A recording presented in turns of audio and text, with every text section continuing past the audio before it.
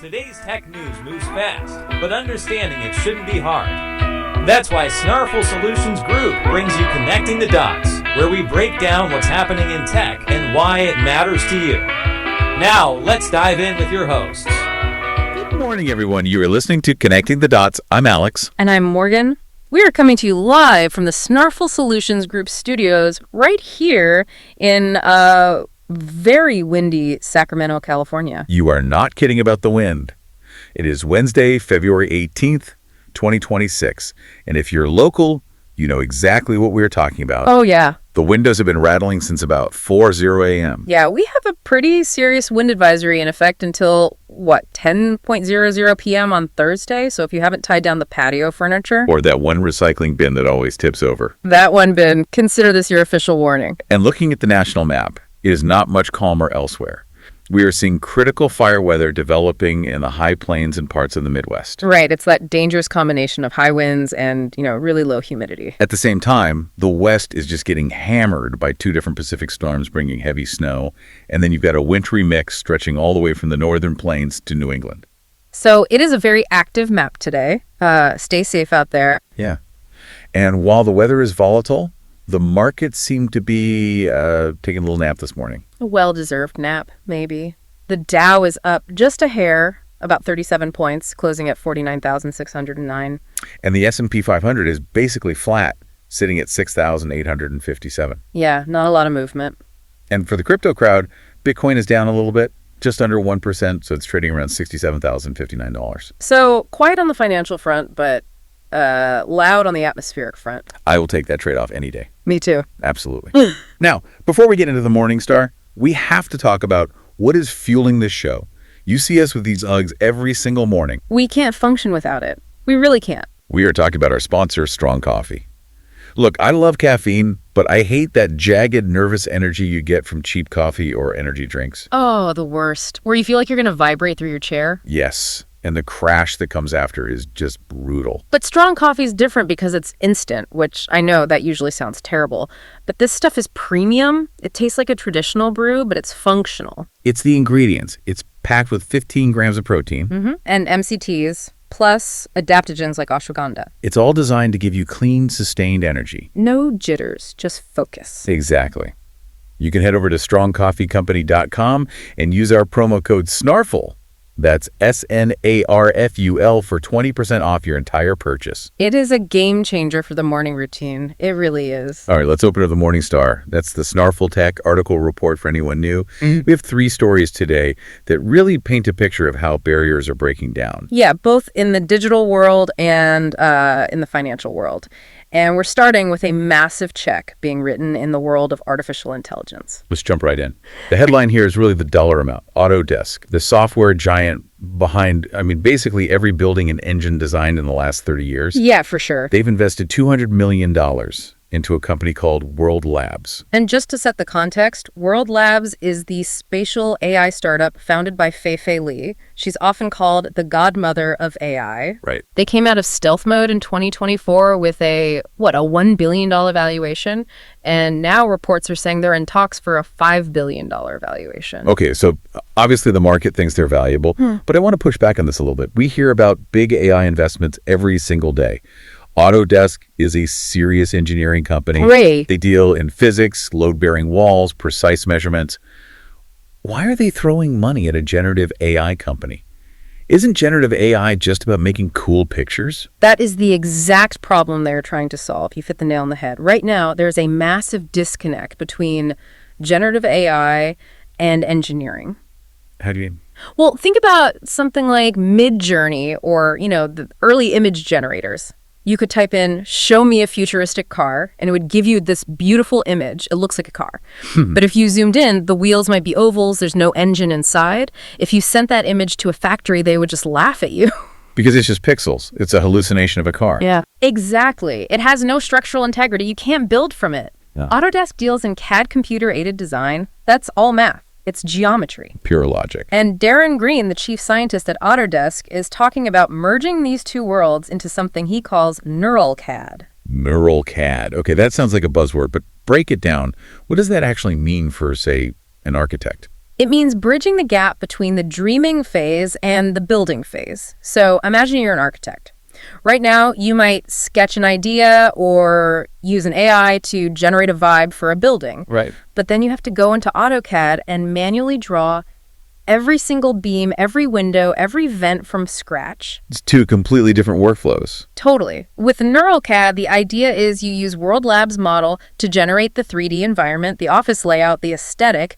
But because of this integration, that model isn't just like dummy pixels. It's actual 3D geometry. It's geometry that Autodesk software can actually understand. So I could generate a world and then click on a wall, and Autodesk would know it's a hall with specific dimensions. That is the vision. You know, Fei-Fei Li said something really profound about this. She said, if AI is to be truly useful, it must understand worlds, not just words. Worlds, not just words. I like that. It's about reconciling semantics, the meaning of things, with geometry and, physics. That distinction is really sticking with me, because up until now, AI has been a wordsmith. It's great at writing essays, and it's great at making images based on words. But it doesn't know gravity. It doesn't know gravity, or collision, or depth. And that's where the other side of this deal comes in. It's not just about designing buildings, it's about simulation. Okay, give me an example of that. All right, say you design a new drone in Autodesk Inventor. You have the perfect mechanical engineering for the drone. Now you want to test how it flies in a dense forest. Right, which usually means you'd have to manually build a 3D forest, which takes forever. Correct. But with World Labs, you could just instantly generate a photorealistic, physics-compliant forest. And because it understands geometry, the drone can actually crash into a tree branch. So it bridges that gap between the generative imagination and engineering precision. You got it. We are moving from AI as a kind of parlor trick to AI as a true industrial tool. It's a huge shift. It really is. And to understand how they're doing this, we have to look at our second story. Because Autodesk isn't just buying a brand, they're buying into a specific product. A product called Marble. Let's get into the weeds on Marble. This is World Labs' flagship product. They're calling it the first commercial world model. Right. And we need to be clear, this is different from the video generators people have seen, like Sora or Runway. Yeah, because those make videos that look 3D. If I watch a drone shot generated by Sora, it looks like a world. How is Marble different? The key word is persistence.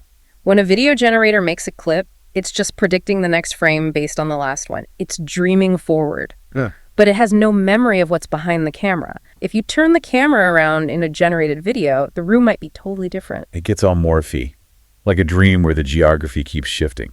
Exactly. Marble builds a consistent 3D environment. It's not a video, it's a place. You can walk around it, leave, come back, and the chair is still in the same spot. And you can export it. You mentioned in the pre-show notes that you can export these worlds as Gaussian splats.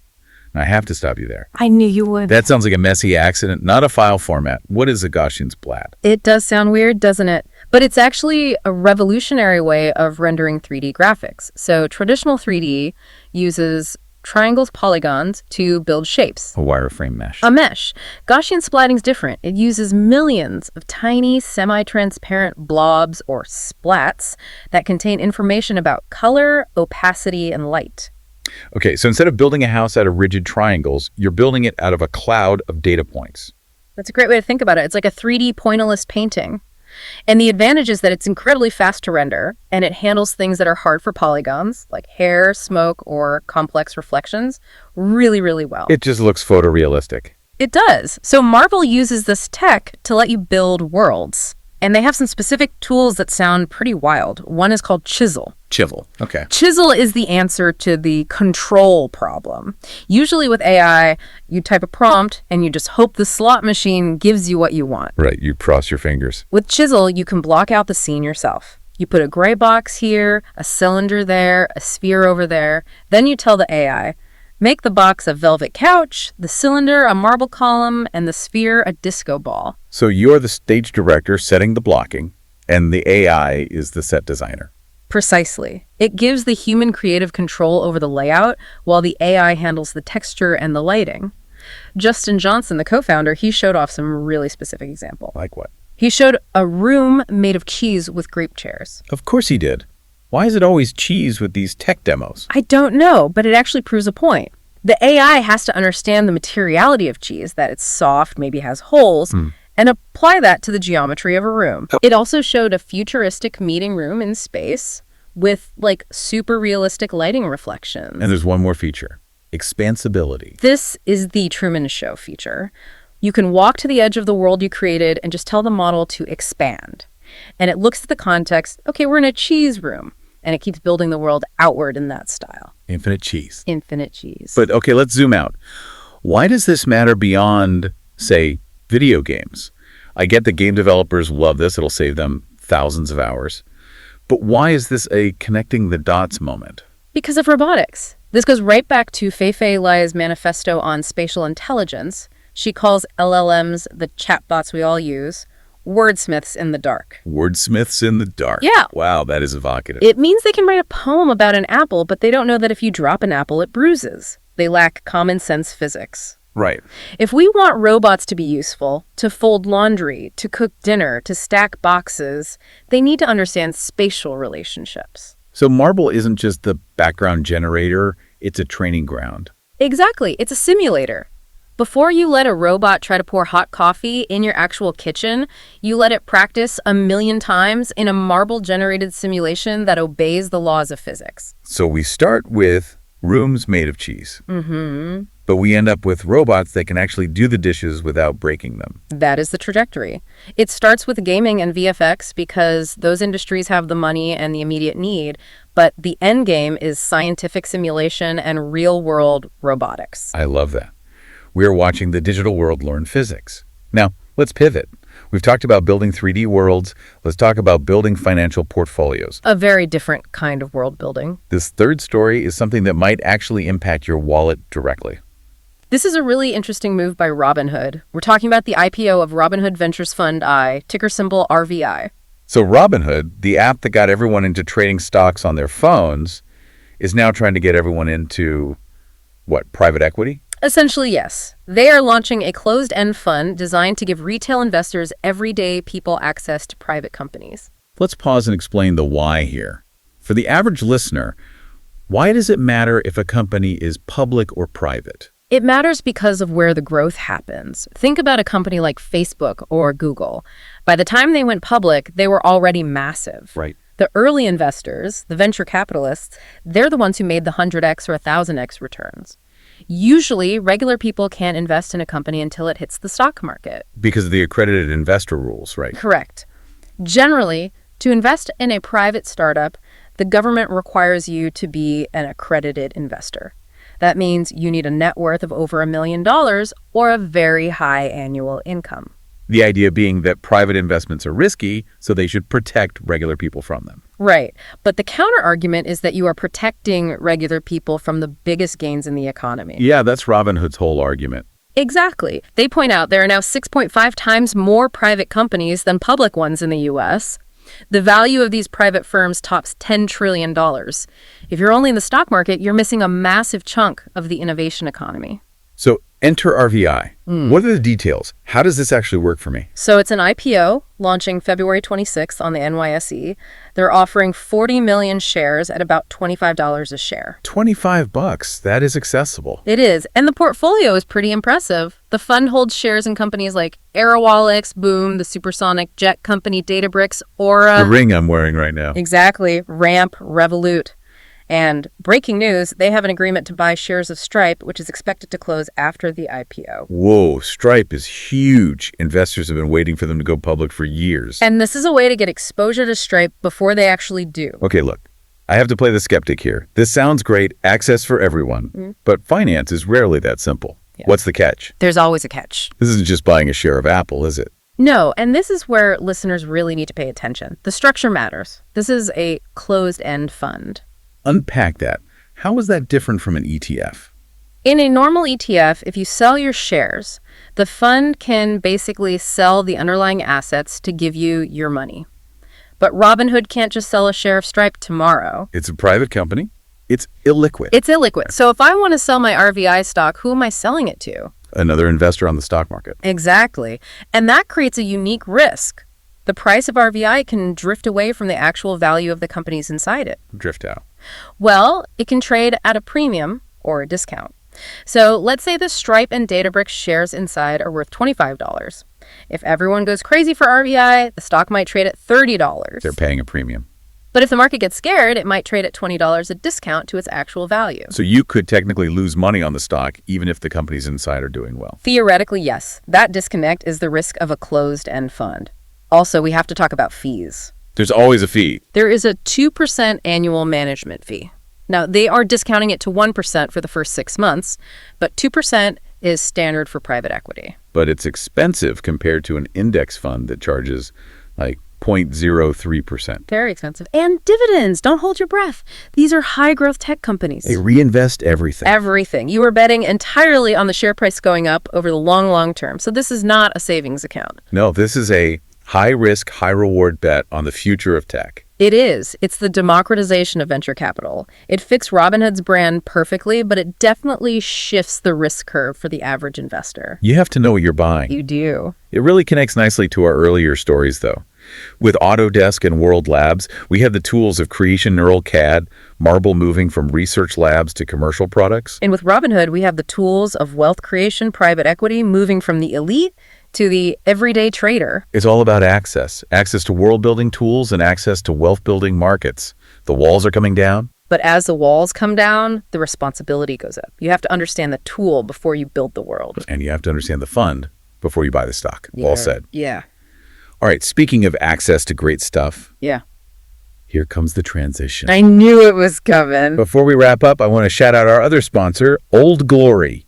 If you have a techie friend or a music lover or a sports fanatic in your life, you need to check them out. Old Glory is iconic. They have the best band tees, sports merch, just really high quality stuff. It's the kind of gear that lasts forever. It is. And because you're listening to us, you can get 15% off your entire purchase. Just go to oldglory.com- only say it once, oldglory.com- and use promo code SNARFL at checkout. Get yourself a vintage tee. You deserve it. All right, let's do a quick recap of what we covered today for everyone commuting right now. Story 1. Autodesk drops $200 million into World Labs. They're building Neural CAD, merging generative AI with serious engineering tools to bridge that gap between imagination and manufacturing. Story 2. The engine behind that is Marble, a new AI product that builds persistent, editable 3D worlds using Gaussian splats. It's moving us toward true spatial intelligence, where computers understand physics, not just pixels. And story 3. Robinhood is launching the RVI Fund. It's a $25 ticket for retail investors to own a piece of private giants like Stripe and Databricks, though it comes with unique risks like premiums and discounts. It is a fascinating time to be watching these dots connect.